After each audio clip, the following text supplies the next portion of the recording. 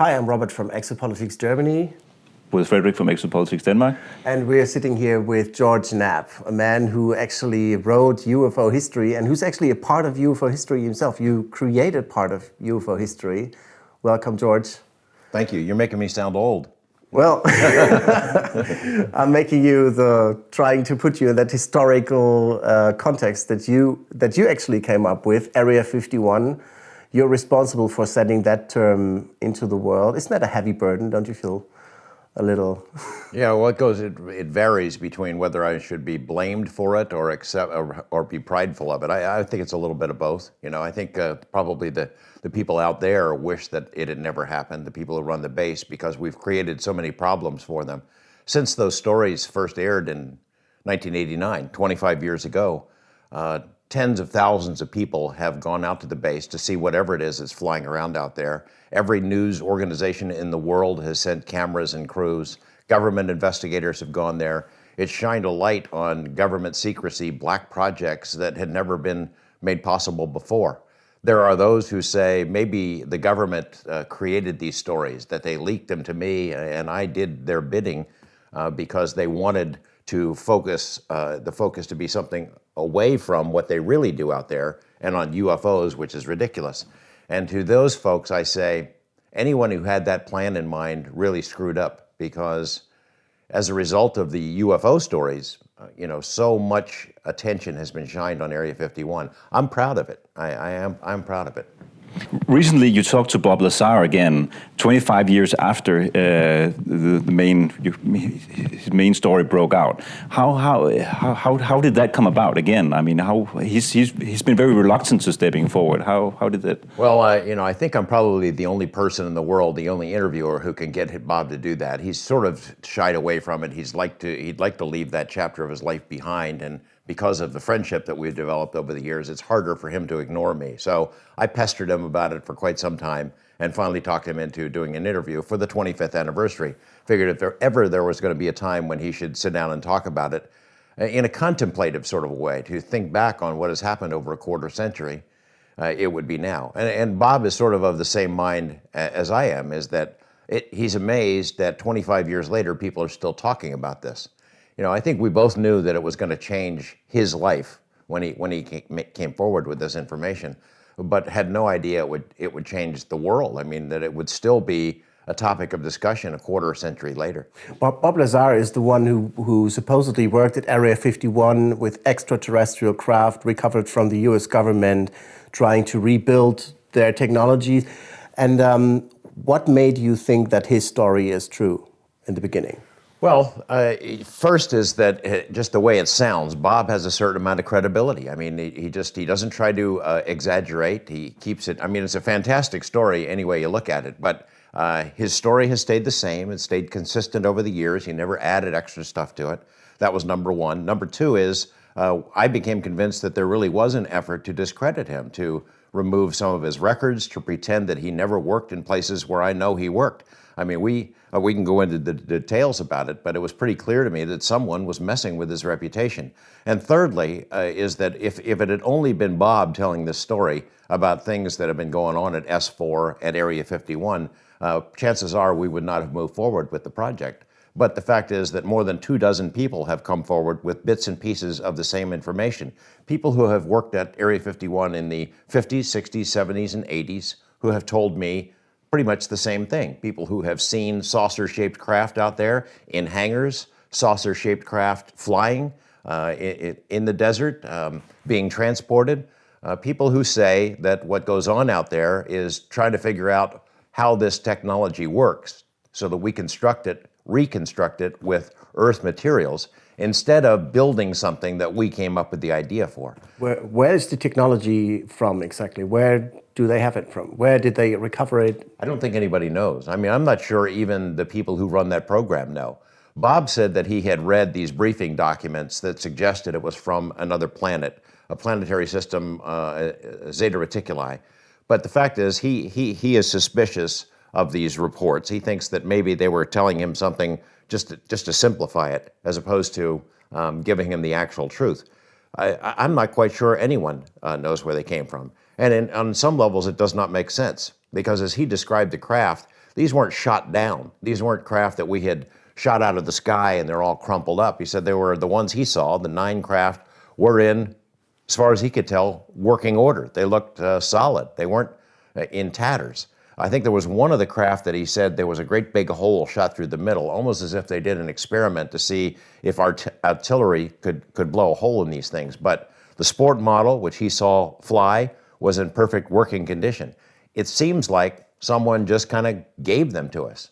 Who that someone is, we don't really know. Could it be that that Bob Lazar was used to plant actively a story into the public imagination about this? I mean, that's also a theory. Is that a possibility? Absolutely. And I've talked to Bob about that many times over the years. In the beginning, it was probably kind of sensitive because, he's got his life on the line. His life was in danger at some point, and he doesn't like to accept the idea that he was used as a pawn. Over the years, he's opened up to that possibility, and we both agree it's possible at some level.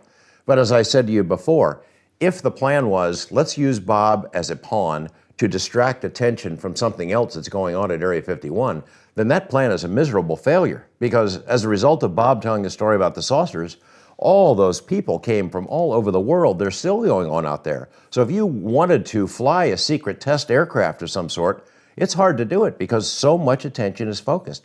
Every single day, there are people out there with cameras and binoculars looking in the sky to see what's going on. Because of Bob's story, every news organization in the world has been out there asking questions. Congressional investigators saying, hey, what's going on out here? How are you spending our money? This is a lot of unwanted attention, and I can tell you they're not happy about it because they've told me. We used to be followed around. These guys would follow us around, go to bars and restaurants. They'd follow all of us who were involved in telling that story. And a few of those guys, years later, after they got out of working for those contractors, told us that was their job. I would run into them in bars, and they told me, I was following you around. They were checking us out, putting us under scrutiny. And that also is another topic that's a sore spot with us. But, if the plan was to distract attention away from something else out there, it was a terrible, terrible failure. Bob accepts the idea that maybe he was used to some extent, and I have too, that maybe some faction inside the government, inside the Navy, wanted to see, let's run it up the flagpole and see if the public freaks out. If they knew that we had alien technology from somewhere else, how would the public react? And they picked a guy who could be discredited later. I mean, you look at him, he's not the first person you would think would be picked into the most secret program in the world. He's a smart guy, and he thinks unconventionally. So in one sense, he might be very qualified to come in with a fresh point of view, because as Bob said, the technology had been out there for a while, and they weren't making progress at all. Well, he came in, and he gave them a fresh view and helped them gain a better understanding of what they had. But he was not the top guy. He didn't have a PhD. He never claimed that. So why was he chosen? Well, I think he might have been chosen because he's a guy who could be discredited earlier. You let him tell that story, and then you pull the rug out from under him. Because you look at him. His house, he would fly a pirate flag over his house. He raced jet cars, have these gigantic jet cars in his front yard. He liked hookers, prostitutes. He liked machine guns. He's a very unconventional guy, someone who you got to figure, I wouldn't give him a security clearance because you never know when he's going to go off the deep end, do something crazy. He's rebellious by nature. He doesn't like authority, he doesn't like taking orders. So you think he was given a security clearance in the first place because he was like that? Yeah, I do. I do think. In that sense, he might have been the most qualified person in the world for that job. He's smart, he's technically capable, he knows science, but he's a guy who could be destroyed in an instant if you needed to pull the rug out from under him. Okay, could you summarize for us the biggest revelations coming from Bob Lazar? Bob Lazar says he was hired to work into this program that was under the auspices of the U.S. Navy, and he worked at a facility called S4, south of Area 51 in Groom Lake, and that this facility was built in the side of a mountain, that there was a series of hangars, 9 different hangars, built into the side of this mountain designed to look like desert. In each one of these hangars was a saucer-like craft, a craft that was from somewhere else.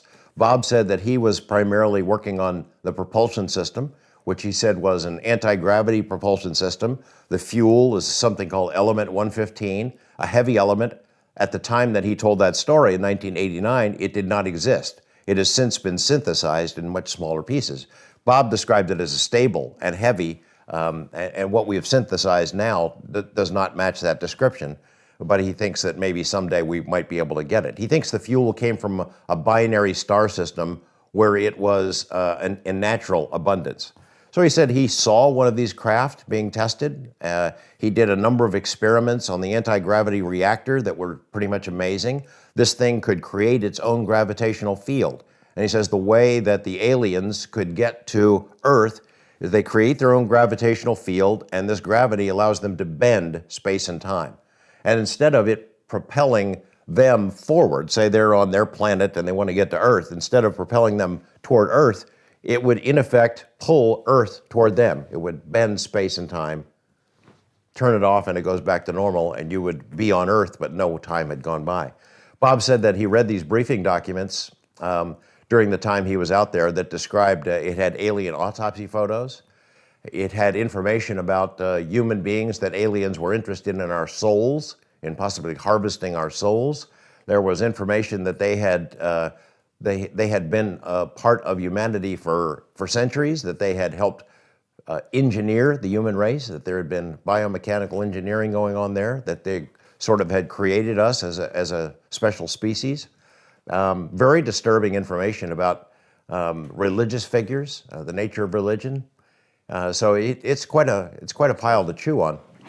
Yesterday you touched upon a guy named Ben Rich, who made a famous quote. Could you tell us a little bit about this, and also the defense contractors, and might they have fancy technology? Ben Rich was the engineer and head of the Skunk Works, which is the secret arm of Lockheed that has designed all the black projects, all the best secret airplanes in the world, the U-2, the SR-71, the A-12, stealth technology. Lockheed's did all that stuff, and Ben Rich was overseeing all of those projects. If anyone outside of the U.S. government itself, any private contractor knew about recovered alien discs, it would be Ben Rich.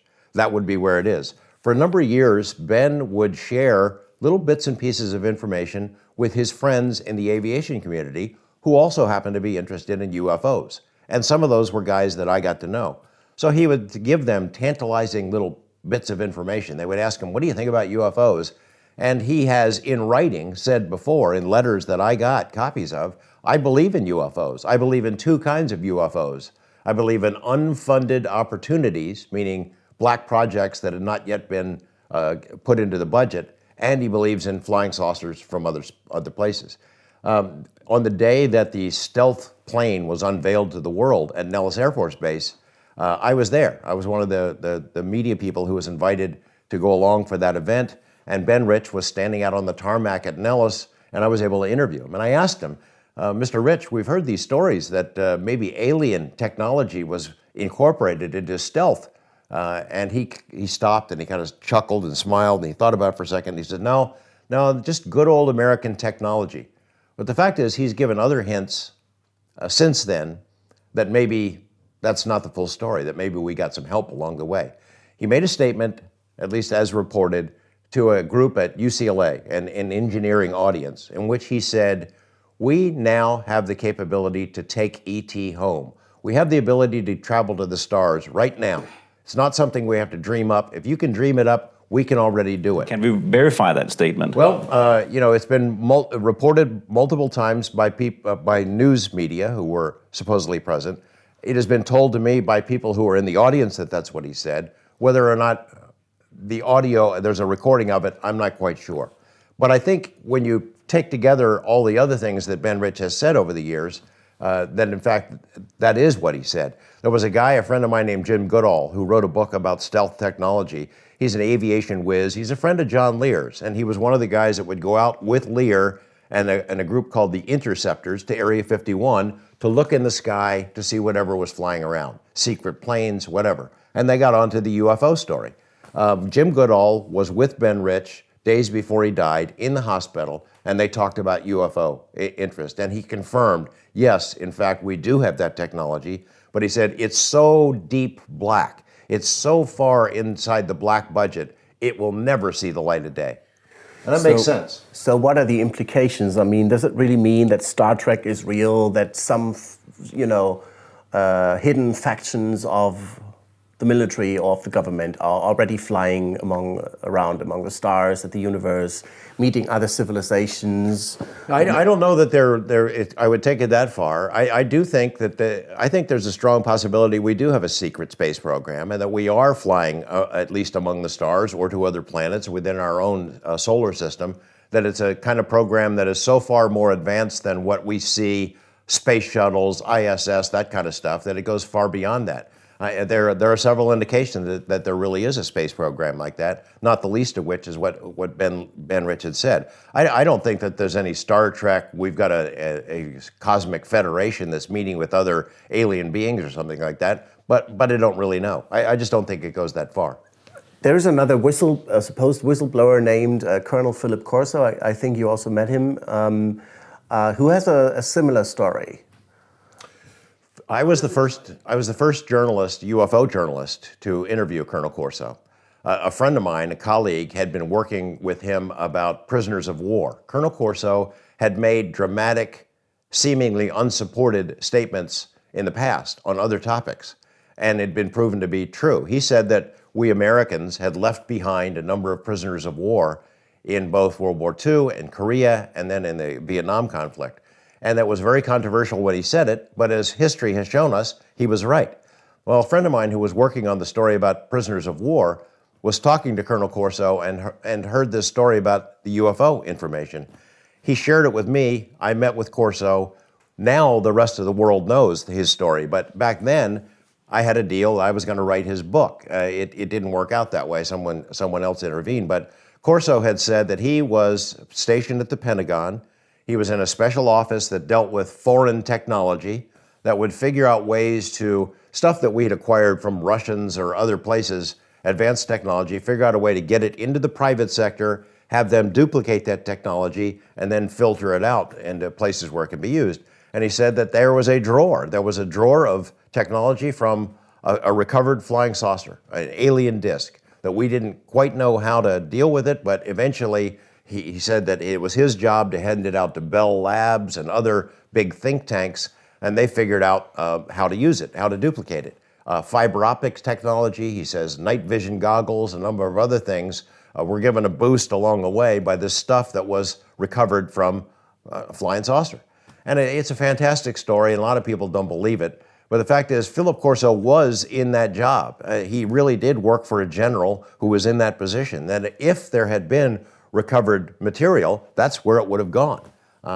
Whether or not we're ever going to be able to verify it for sure, I guess we probably need to find the material itself to satisfy everyone's curiosity. But Philip Corso had said that he had some extraordinary experiences in his life, separate from his job at the Pentagon, that he had encounters with aliens, and that basically the story, it coincides to a large degree with the story told by Bob Lazar. Yeah, I was about to ask that. Do you think he's credible? Yeah, I do. I mean, he really, I think the problem is that as he grew older, maybe some of the stories and experiences in his life got grander with the passage of time, just a matter of ego. But I think he was telling the truth. I think Philip Corso was telling the truth as he knew it.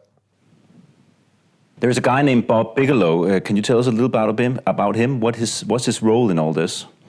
Bob Bigelow is a great man, in my estimation, but he's somebody who is an enigma in the UFO field. People assume the worst about him. He's a wealthy businessman in Las Vegas. I think probably at one point he was worth about $2 billion, and he's had a lifelong interest in UFOs because he and his family had seen them when he was a young boy. So as he became wealthy and successful, he wanted to put a lot of his resources into UFO research, and he has. Bob Bigelow has spent more money on UFO research than any person in the history of the world. And he's done it quietly for the most part over the years. He would dish out grants to researchers, people like Linda Howe, Stanton Friedman, and others, hoping that his money would provide the kind of financial support that UFO researchers do not get. He's given a lot of money to UFO organizations, MUFON and CUFOs. I think he put $1 million on the table at one point, hoping that the three major American groups would get together. that they would figure out a good way to spend the money and maybe get some answers about UFOs, which did not happen. Because of that, Bob was dissatisfied with how those organizations were doing their work. He created his own. It was called NIDS, the National Institute for Discovery Science. And he put together a world-class science advisory board consisting of people who had been top-notch scientists, some of whom had worked for the CIA and other government agencies or the military, who had an interest in UFOs while they were working for the military and who tried to get answers while they were in the inside but could not. And in addition to those kind of people, he put together people like Jacques Vallée, John Alexander, a lot of others who'd been on the periphery of these subject matters, but academics with impeccable credentials. That's a science advisory board. The second part of NIDS was a component that was a rapid recovery team. If you have a UFO crash, if you have a series of sightings, if you have a series of cattle mutilations, they would be able to jump on a plane, take a bunch of equipment, and go there to the scene to investigate, boots on the ground. It was a tremendous opportunity to gather solid information about UFO cases and incidents. And for a long time, it worked. For 7, 8, 9 years, it worked, and he collected a great deal of information. He also bought databases from other researchers, put it all together, hoping to compile it to get some ultimate answers. But did they get answers? Did they draw some conclusions? Or I don't think so. The problems, it's sort of the same problems that apply to ufology and scientists in general applied to them. There's no place that they could publish the work. You know, there's no place, there's no science journal that would accept papers about these topics, even though they were written by qualified people.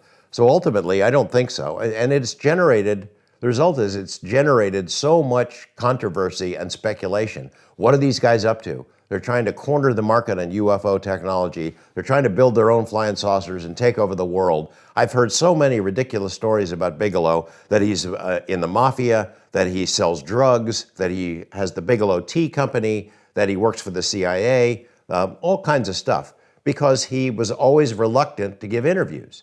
Until he did an interview with me a couple of years ago about his space program, he'd never been on television. And there was a reason for that. It's nothing mysterious. It's that he's a wealthy man. He wanted to be able to go out and have dinner with his wife and not be pestered by people who wanted to borrow money from him or worry about his grandchildren being kidnapped for ransom, things of that sort. So he didn't want to go on camera. That changed when he went in to develop his own space program. But you know what it's like, the UFO field, and the kinds of rampant rumors and speculation that takes place. So all kinds of stories have been told about Bob, about the people who work with him, when in fact all they wanted to do was the same stuff we want to do, which is get information and get answers. And I think he's been pilloried unfairly. I do think he's a great man. What he's doing now in the area of creating space habitat is going to change the world. What is it all about? Bob came up with an idea about 15 years ago to take over a NASA program called Expandable Space Habitat, inflatable spacecraft. NASA had done some work on it and then abandoned it, like they do with so many projects. And Bob said, I like that idea. He bought the patent rights to it, hired his own team of experts, and developed it further. He has basically launched his own space program in Las Vegas. Bob Bigelow reports to one person. One person is his boss, and that's his wife. And he went to her about 15 years ago and he said, honey, I want to build my own space program. I want to go to the stars. I want to be on the cutting edge of privatization of space, commercial development of space. He wanted to commit $500 million of his own money to it, and that's what he's done. And in the last 12 years, it's an amazing development. I mean, he has 2 spacecraft up there in the sky right now. He built them, built his own plant, hired his own team, designed these things, and then hired the Russians to launch these craft up there. He had a timetable of sending up bigger and bigger inflatable craft over the years until he gets to a really big one. But it went so well, those first 2 craft, that he decided to skip the interim steps and go right to a big one. Bob Bigelow next year will begin putting together his own space station, and it will be larger than the ISS. His inflatable habitats are stronger and safer and will provide more space in space. And once he has it up there in place, he'll lease it out or even sell it to foreign governments, to our government, to corporations, so we can do business up there. And I think once private enterprise gets a foothold in space, it changes everything. There will be bases on the moon, there will be bases on Mars. Once the profit motive kicks in, and it's not governments just footing the bill for this, it's going to be an amazing transformation, and it'll happen fast. And it will be an incredible return of investment, make it even richer, hope so, right? because he's spent about $400 million so far. He got one government contract, that was with NASA, for $17 million. And they paid him to put one of his, basically it's to build a closet on the ISS and to launch it up there so they have storage space on the ISS. As a result of that successful deal, which was made public about a year ago, Bob now finds himself at the center of the future of the space program. NASA has made him sort of the clearinghouse for all other projects and contractors. So if Boeing wants to talk to NASA about putting something private in space, they have to go through Bob. It's an amazing spot to be in. It's an amazing position to be in. It's a heck of a business move on his part, because whatever happens in the development of space now is going to have to go through Bob Bigelow. And it drives people crazy. Oh my gosh, that UFO cover-up guy, he's now in charge of space. What else is he up to? It's like, at Skinwalker Ranch, people had written that Bob Bigelow has recovered a flying disc. He's got secret technology. He will rule the world. But I mean, is it really only due to his, development of an ISS closet that puts him into such a powerful position? Well, I mean, yeah, I think that is. I mean, he saw an opportunity that no one else had realized, and he had the resources to go after it. And there aren't many people in the world that can write a check for $350, $400 million, and Bob did. Or if they could, so you look at somebody like Boeing. Boeing still exists on the old paradigm that give me $1 billion and I'll build something and maybe it'll work and maybe it won't. Our space program, the American space program, is ridiculous. It's done nothing for years. We don't even have a way to get to the ISS. We spent $100 billion building it. We don't have a way to get there anymore. The space shuttle is shut down. We have to rely on the Russians to pay them exorbitant rates to get to our own space station. It's ridiculous. It's still less expensive than the American space shuttle starts. Yeah, NASA is a jobs program. It mostly consists of job security. You put money in, they start a program up, it goes for a couple of years, and then they cancel it. They've done it over and over again. It is shameful, and it needs private enterprise to go ahead and take the next step, because the government model does not work. And Bob Bigelow finds himself at the cusp of a brave new era of space exploration and development. You're a journalist. Just to talk about the journalistic view of this, you've been based in Las Vegas most of your career, and it's been, I guess, a very, very special place for you to be, because they'll be able to, it's an exotic place, a lot of things, lots of stories going on, and you've been able to cover some of these exotic stories in that particular place. But how would you describe your career with this topic? What's been the reaction of your colleagues when you've gone into this field?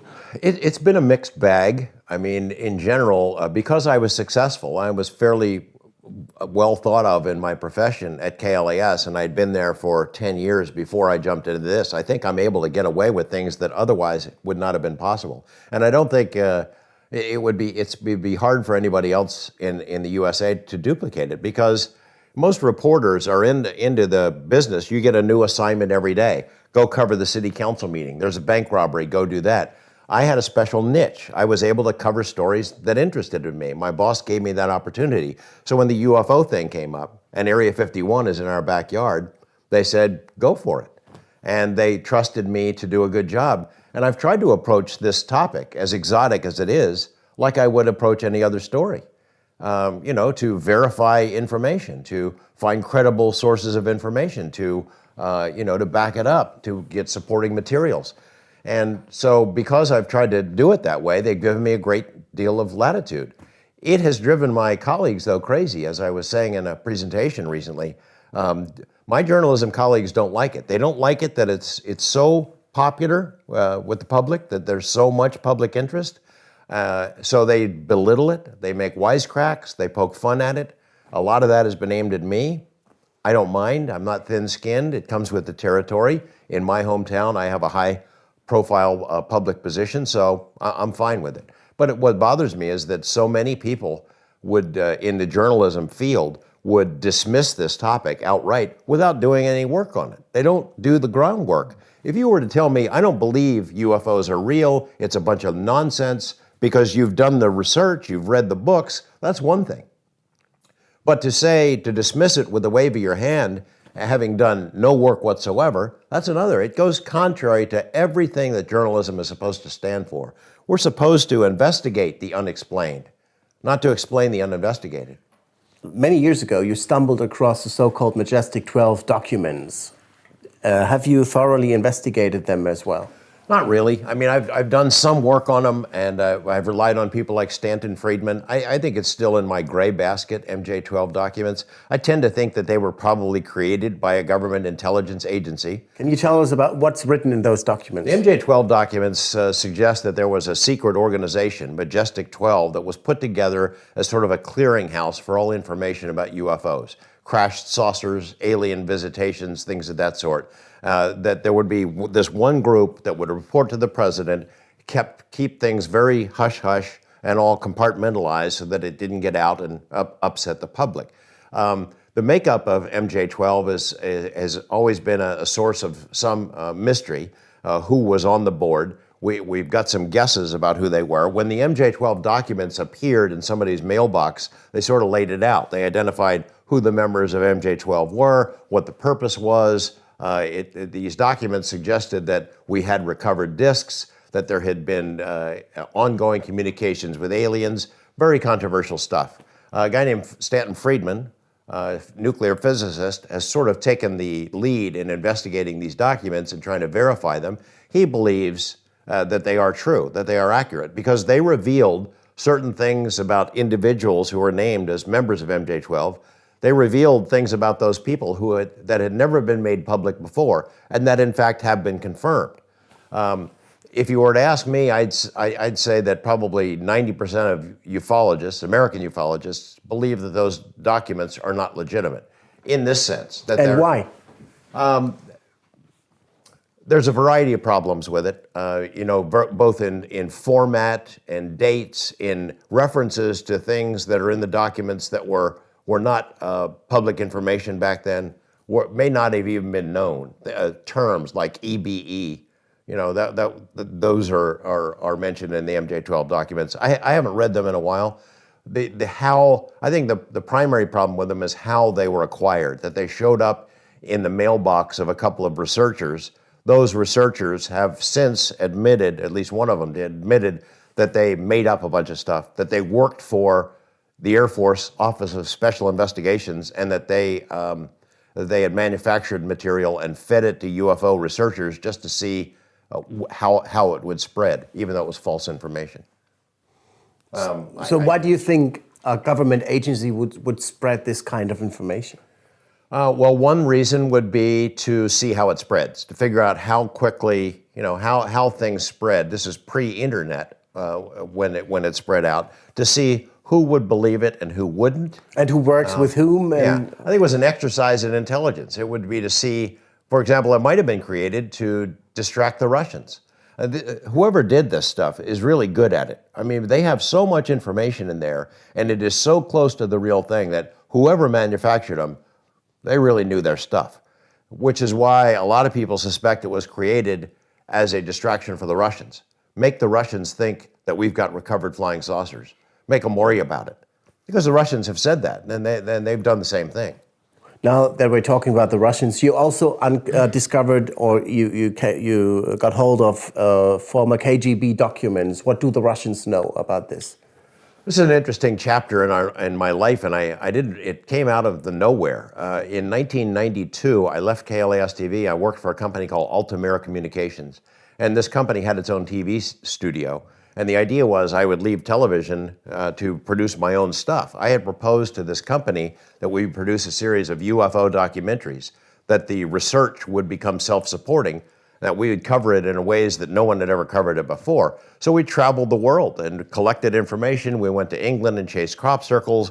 We went all over the United States dealing with cattle mutilations. I interviewed all of the best UFO authorities in the world and collected all this data. And along the way, we were wondering about Russia, because I read an article in the New York Times about Lee Harvey Oswald's KGB file. And the KGB had opened this file up, and what it revealed about Oswald, I don't even remember what it was, but I remember thinking, oh my gosh, if somebody could access their file about Oswald, what do they have about UFOs?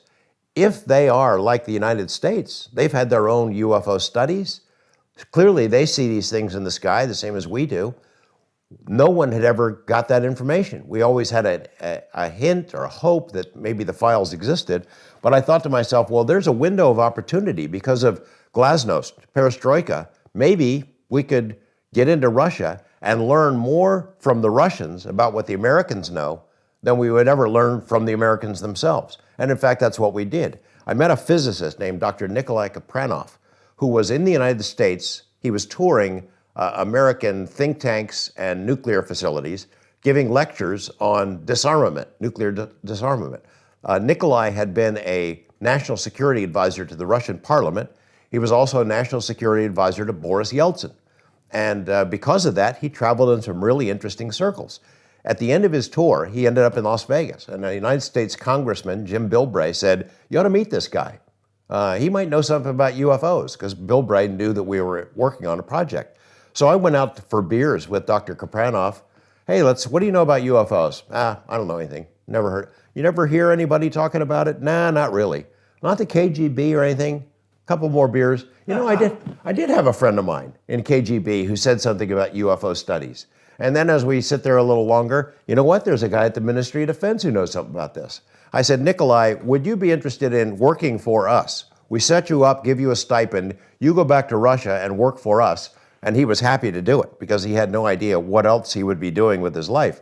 So for the next 8 months, parts of 92 into 93, Nikolai met with Russians who were in high positions of authority. My instruction to him was this, very simple. I don't want anyone who has ever talked to the media about UFOs before. I don't want to have anybody who's ever come forward with this. I want you to find people who are in a position to know who have never talked about it. And that's what he did. And the key person that he found, I mean, in the spring of 93, we went to Moscow to meet the people that he had set up for us. The key finding was a guy named Colonel Boris Sokolov. Colonel Sokolov was from a long, distinguished military family. He was a highly decorated guy, and he was in charge of an office within the Russian Ministry of Defense that handled foreign technology. And he was the head of what is the most extraordinary UFO study in the history of the world. The biggest UFO study in history will never be duplicated. The order went out. Let me back up. There had been an incident in Petrozavodsk, and the Russian government was concerned about it, a UFO incident. What the heck happened here? So they started a study, and Colonel Sokolov was in charge of it. The order went out to every military unit in the vast Soviet military empire. Every UFO sighting, every ball of light, every anomalous aircraft, anything weird, it has to be fully investigated, and that information all goes to one central place. And the place it ended up was on Sokolov's desk. Tens of thousands of cases were reported over the years, all of them reported by military witnesses, officers and above, and were meticulously documented, witness statements, photographs, drawings. It all went to Sokolov. And it was an amazing treasure trove. He had never spoken about it before.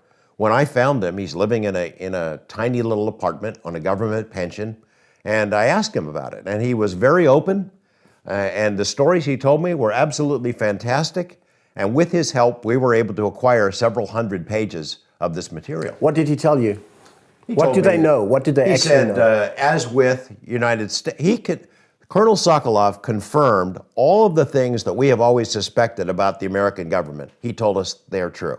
That UFOs have been visiting the planet for a long time, that they are from somewhere else, that this technology can fly circles around anything that exists, The Russians knew that these craft are not Americans. He said, you Americans know that the craft are not Russians, that they come from somewhere else. And he said it's a very simple reason why they did this study. He said, your stealth technology, you were so far ahead of us in stealth, we knew that UFOs could do things that our aircraft could not. If we could duplicate that technology, we would be superior to you in stealth. So the Russians had a very practical reason for doing this study. And he said 90% of these cases could probably be explained, which is similar to what we ufologists know about it. 90% of them can be explained. It's the other 10% that are interesting. And those cases were very dramatic.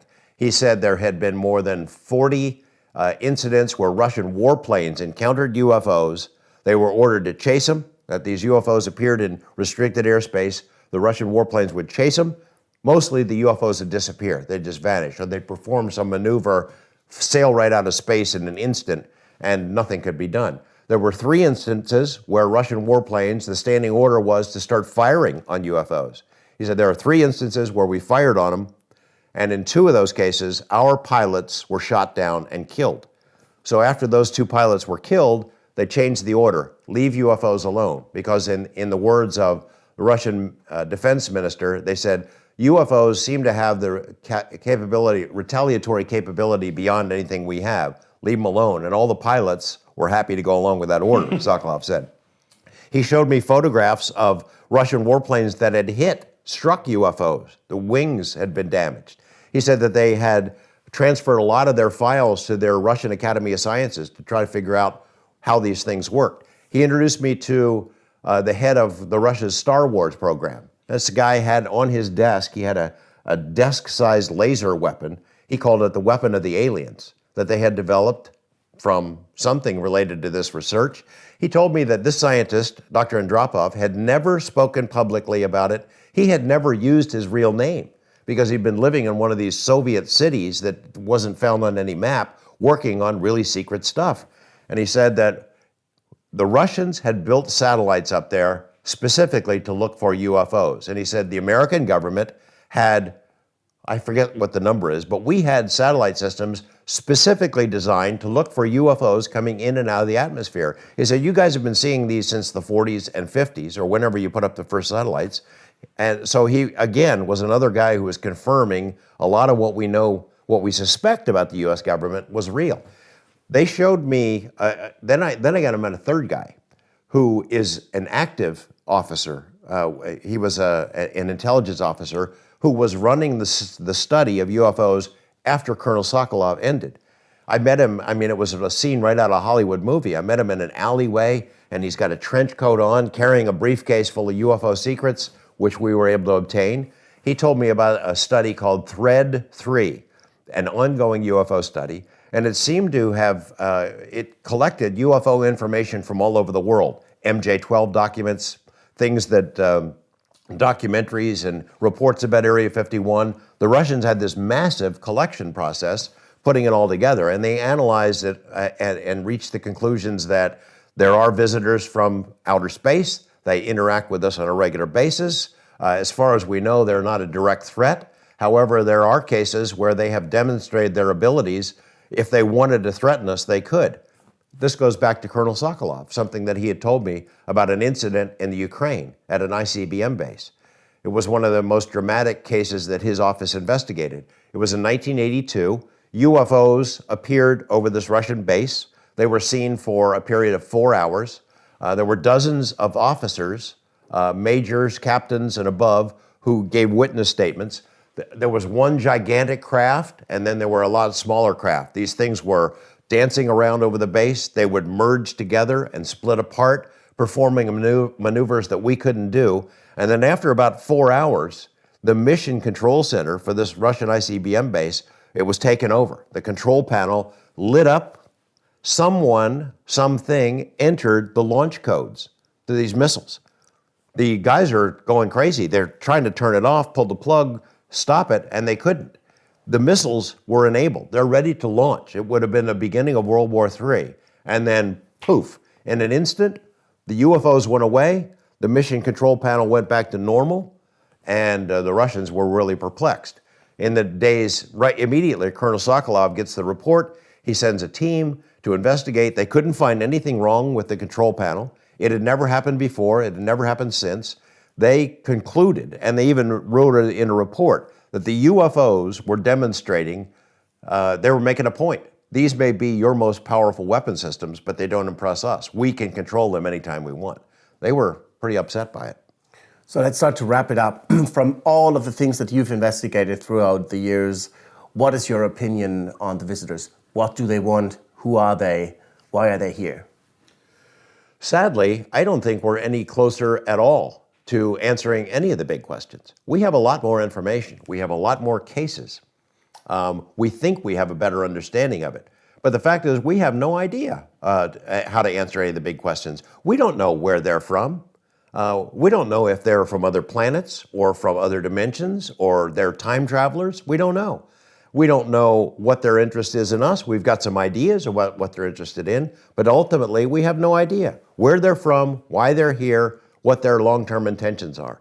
It's 60 years now since the modern UFO era began, and we're no closer at all to answering the big questions. The fact is that the true architects of the secrecy is not just our government or your government, it's the visitors. They are the ones that could make the demonstration, that could land on the White House lawn if they wanted to. They don't. Instead, they give us these tiny glimpses of other realities as if they are leading us along, preparing us slowly over time to realize that the nature of reality itself is far different from what we suspect. I don't know that we're going to have any answers in my lifetime. They don't seem to have any interest in making it clear to us in an instant what's going on. And it's sad. It's unsettling to some degree to think that I've spent 25, 30 years chasing this. Some people like Stan Friedman have spent longer, and we are no closer to answering it. And I don't know that we're ever going to get it. Thank you very much, George Knapp, for coming to Copenhagen and joining us here, flying all the way from the US. Oh, it's terrific. Thank you. I'd like to stay longer. I hope I get the chance to come back. And we both do hope that you will find the answer someday. Absolutely. And let us know. Absolutely. Thank you very much, Thank George. you very much. Sure.